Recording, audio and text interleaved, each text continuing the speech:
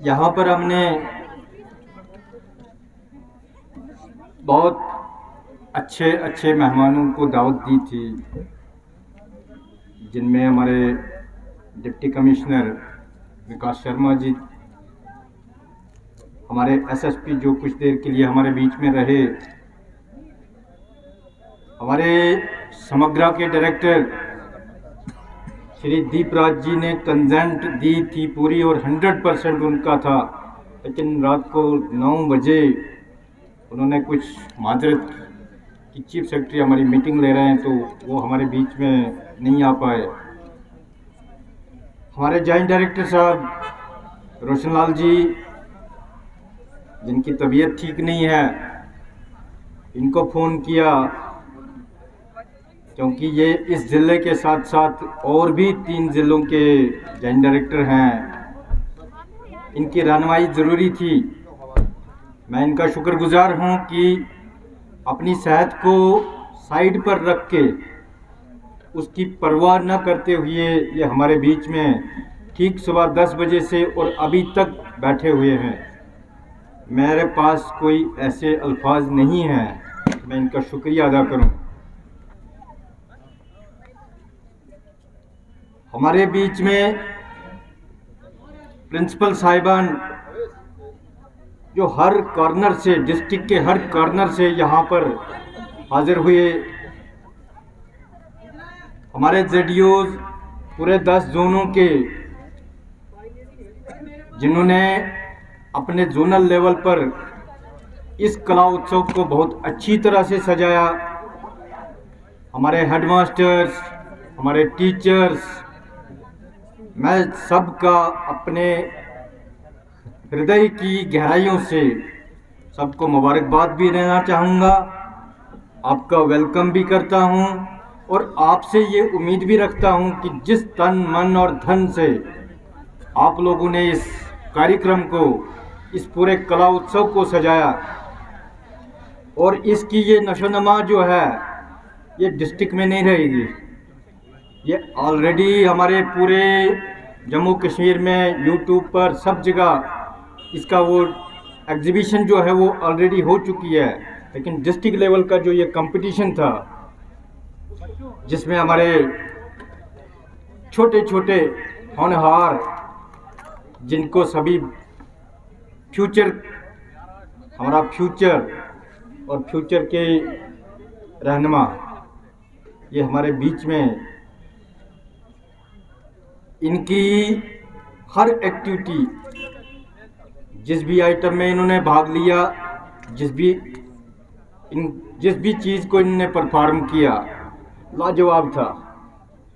यकीन नहीं आता है कि ये हमारा रिमोट डिस्ट्रिक्ट जिसको बोला जाता है, डिस्ट्रिक्ट डोडा, डिस्ट्रिक्ट किश्तवाड़, डिस्ट्रिक्ट रामबन, और उसमें भी कुछ ऐसे एरियाज़ हैं जहाँ का नाम सुनने में भी अभी थोड़ा सा लगता है कि ये कितना दूर है, लेकिन उन बच्चों ने जब यहाँ स्टेज पर परफॉर्म किया, बहुत से ऐसे एरियाज़ थे जहाँ से बच्चे यहाँ आए, कान्हाल के बच्चे, चंपल के बच्चे, तो ये हमारी कामयाबी है और ये हम सब की कामयाबी है। ये सीओ ऑफिस की या एक प्रहलाद की कामयाबी नहीं है। आप लोग भाग नहीं लेते, आप लोग काम नहीं करते, तो मैं तो अकेला ही था ना। लेकिन आज मुझे फख्र हो रहा है, ये प्राउड महसूस कर रहा हूँ कि मेरे साथ बहुत अच्छी टीम है, जो शाना बशाना मेरे साथ हर काम में मेरा साथ देंगे। ये कला उत्सव यहीं ख़त्म नहीं हो रहा है। बच्चे सुन रहे हैं, इनके एस्कॉर्ट टीचर्स सुन रहे हैं, इनके हेडमास्टर्स यहाँ बैठे हैं, इनके प्रिंसिपल्स बैठे हैं। अभी तो ये डिवीज़नल लेवल पर जाएंगे, जिसके 10 ज़िलों की जो वहाँ पर कंपटीशन होना है। तो जिन बच्चों को लगता है कि मैंने कहीं थोड़ी सी कमी महसूस की, कहीं मैं थोड़ा सा भटक गया या भटक गई, उस चीज़ को आपको पूरा करने के लिए टाइम मिल रहा है अभी, ताकि आप उस डिविजनल लेवल कंपटीशन में बढ़ चढ़कर उभर के आएँ। और मुझे तो यकीन है कि हम किसी भी फील्ड में हारेंगे नहीं, मुझे लगता है। और हारेंगे क्यों? क्योंकि हम तो इतनी मेहनत कर रहे हैं। हारेंगे क्यों?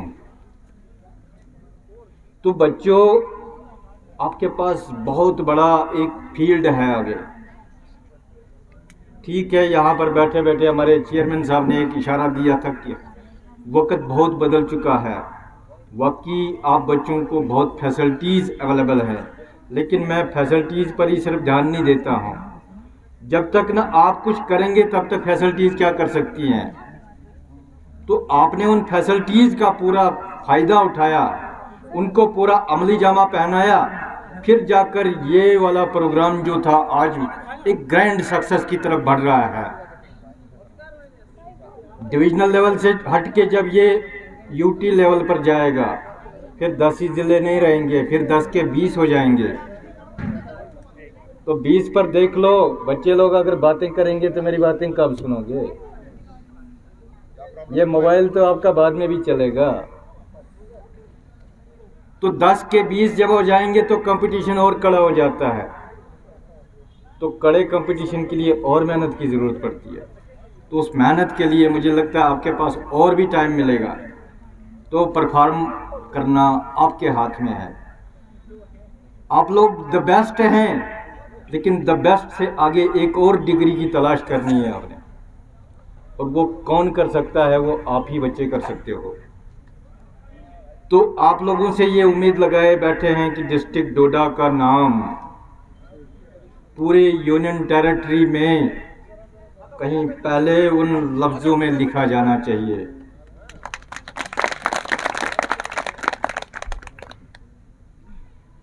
माना कि जिंदगी की जंग आसान नहीं होती। माना कि जिंदगी की जंग आसान नहीं होती। इसे लड़ने के लिए खुद से बेहतर कोई इंसान नहीं।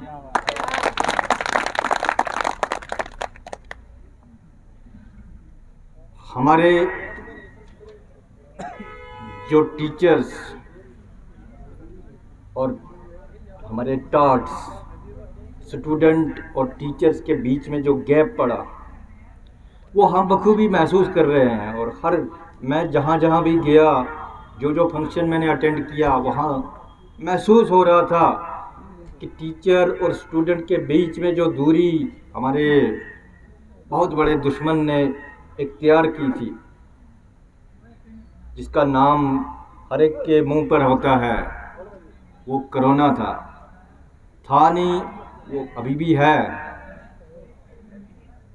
मैं हर जगह कहता हूँ और ये पूरी तरह से मानता हूँ कि जितना नुकसान हमारे एजुकेशन सेक्टर को हुआ इस कोरोना का, उतना और फील्डों में नहीं हुआ। जो बच्चा फर्स्ट में दाखिल होना था, वो सेकंड पार करके भी स्कूल का मुंह नहीं देखा उसने। जिस बच्चे ने 9th में एडमिशन लेनी थी, लेके तो गया वो, लेकिन मुड़ के नहीं आया। उसने 10वीं पास कर रहा है वो। ना टीचर को देखा, ना टीचर ने स्टूडेंट को देखा। और छोटे बच्चों का ज़्यादा नुकसान हुआ। वो घर की चार दीवारी के अंदर सिमट के रह गए।